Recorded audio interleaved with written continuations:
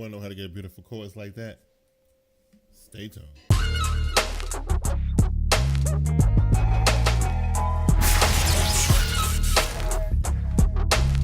What's going on, everybody? It's your boy Bigg Q from platinumstyletv. I'm back with another video. I promised y'all I was going to give y'all the AutoToniC video because I gave y'all a little peek behind the curtain yesterday, and everybody was like, "Yo, what's with that AutoToniC?" But anyway, this is what it is. It's an application that kind of goes between your MIDI controller and your VST, right?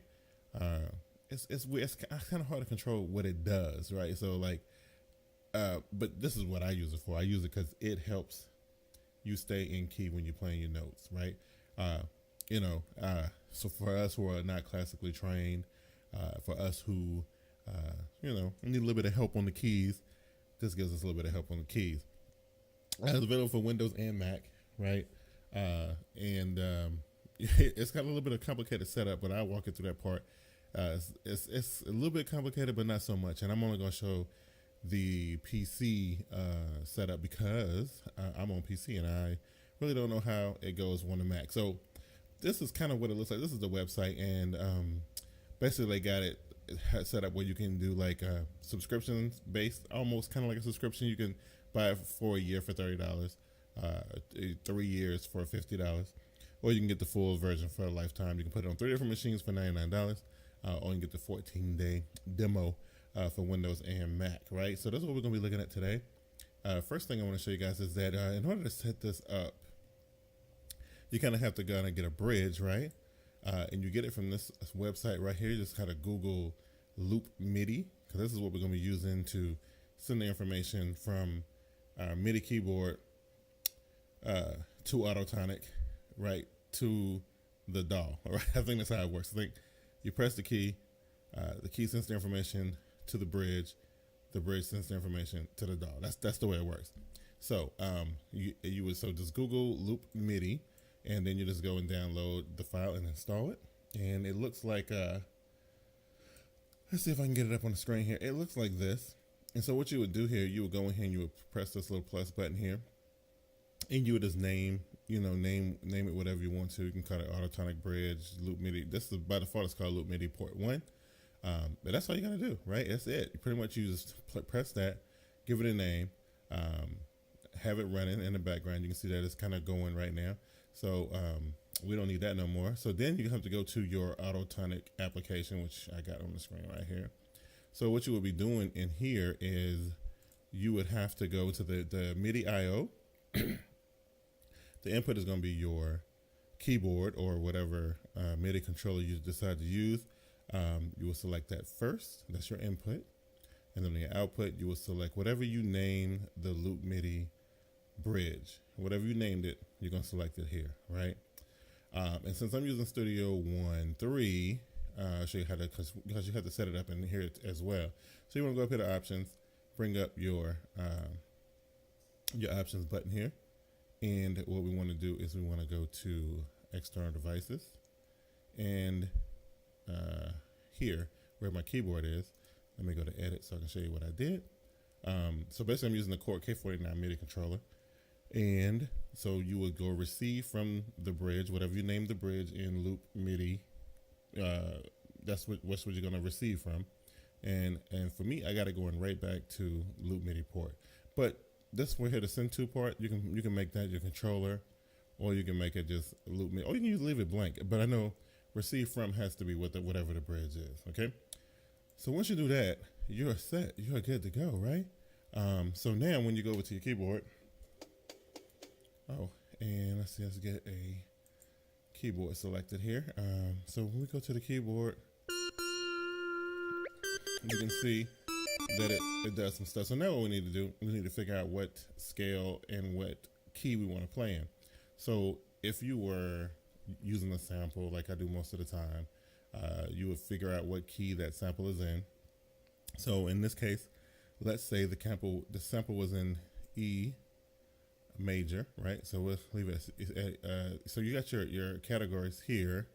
So you got major scales, minor, all these different ones, pentatonic, harmonic, And then you got the different types here, you know, all the way from Lydian all the way down to Locrian. So it's everything that you would need.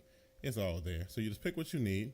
So we got E major, Dorian. Let's go to Dorian. There you go. And as you see, as you change these, you see the yellow keys at the top, they change. And what those yellow keys are the keys that you can press on your keyboard that will let you stay in key. It won't go to the white ones at all. See how it would just skip? I'm just going down the line, and it'll just skip right by that one, right? So this will demonstrate on how well it can play chords. So we got an E major Dorian. So let's demonstrate that real quick. So let's go ahead and get the this keyboard up here, and let's find a decent patch. Let's see. Let's just use this. What's this? No, that's not good. Actually, let's see if we can find something easy. Like so I'm gonna slow up a synth. Actually, this is not a good example. Let's do something like one of my favorites. Let's use the JV 1080, which I've been gushing about over the last week or so. We can use that, and because I like that. I got that a couple days ago, and I've been playing with it, and it's been dope. So we'll use that as a, you know, and I got a little drum pattern set in here from Superior Drummer 3. So we'll play along to these drums here, and we'll just mess around on the keyboard. So basically, it don't really require that much effort. You just kind of know you go up and down the keyboard. So let's use a keyboard that I like. This MIDI Grand. Sound real piano-y, right? So let's get our drums going, and let's see here. Let's get our drums going. There you go. Put it back up here. All right. And now what we're gonna do? Oh, that's the wrong keyboard. That's the bass. So let's see if we can play along to this, just to demonstrate the power of this application.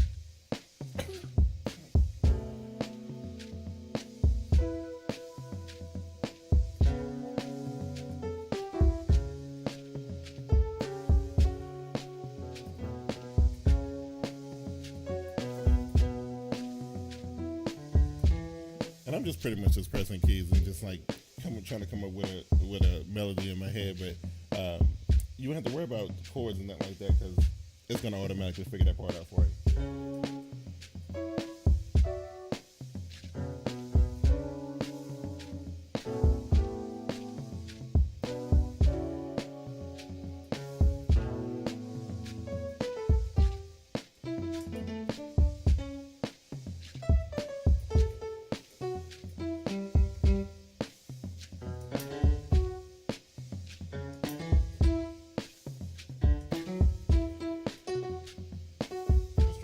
I'm just trying to figure something out.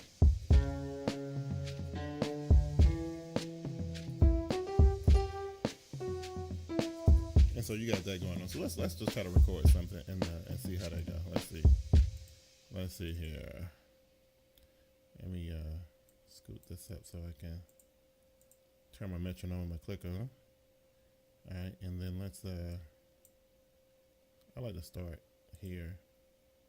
It just helps me catch the beat a little bit better. You know what I mean?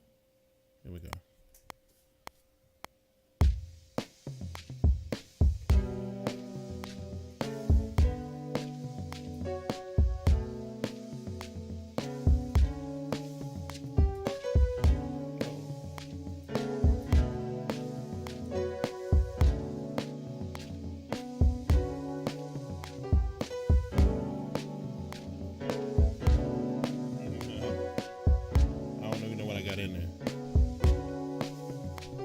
Let's see what that.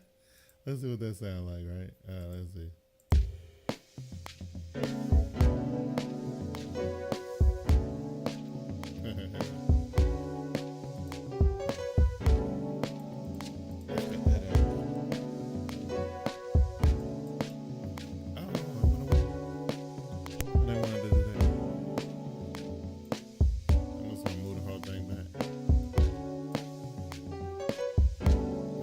That's crazy.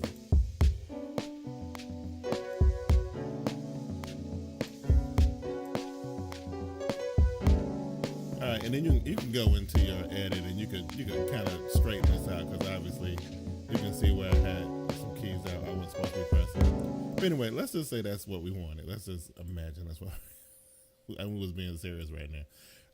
And we wanted to add bass, right? And this is the mini V from Arturia, right?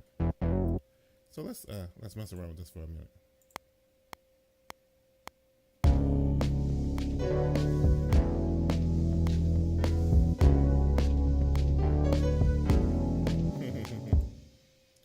Did it go? Yeah, I missed some of the keys though. Hold on. I think it's this, these Arturia things are so huge. Can't really see what I'm doing. That's okay. We'll do it like this. Let's put it right there. Hold on. Yeah, there it is. And that way at least I can see where it's starting from, right? Actually, I can't because there we go. Can't see nothing. This thing is so huge. But I think you can go in here and you can resize this window. Let's make it about 60%. There you go. That's much, much better. All right. So let's try it again.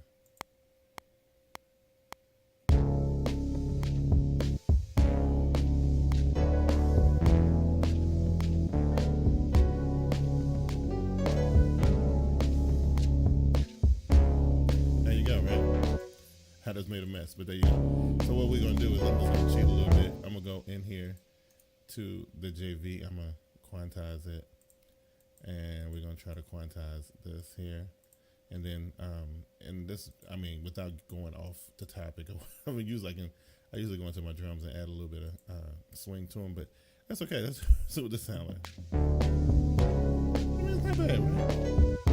Okay, it's kind of bad. Basically, I just wanted to kind of show off what I was doing on the AutoTonic, and I actually didn't even have it up on the screen when I was playing those keys. So let me take these off real quick. And actually, I don't like that bass line either because I was just messing around.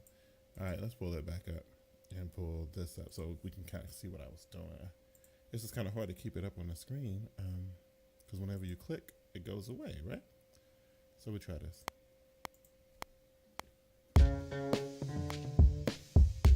Let me let it go back around one more time. And I'm just going to, I'm just pressing random keys, obviously, because I'm not even looking at the keyboard. So here we go.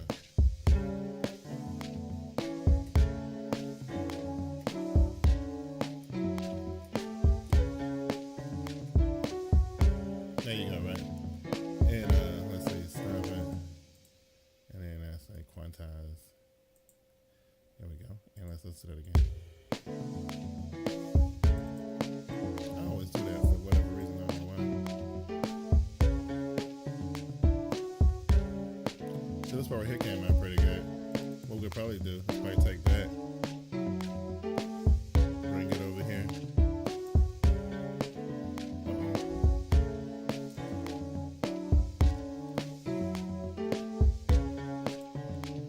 Let's take that, and since we only played one part that actually made sense, we'll just duplicate it out, right? Okay.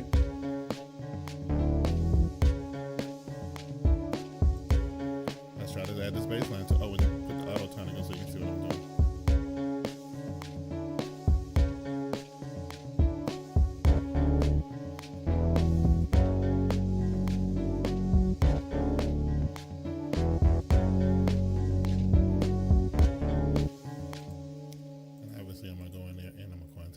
Too, and oh yeah, it's still off a little bit, but there you go. So basically, what you can do is once you go in here and you set your key. So basically, you see on the black keys here, I have what I'm playing on set on this key right here. But obviously, every time the key switches are here on the black key. So here's the blues tonic, and that sounds gonna be sounding a little bit different than. I guess once you get, a little bit used to playing it and you want to, do key switches on the fly, you just press the black buttons and you can set these however you want. So right now, this one is empty, right? So let's say I wanted to put a C sharp,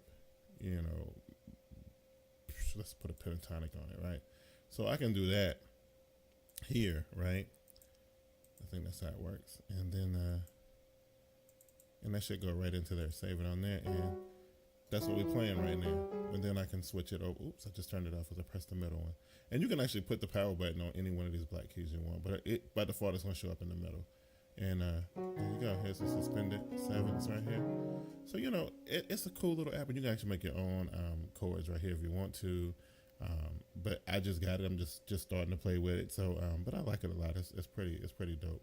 But if you guys like videos like this, give the video a thumbs up. If you really like videos like this, go ahead and subscribe to your boy. It's your boy Bigg Q signing off. Catch y'all later.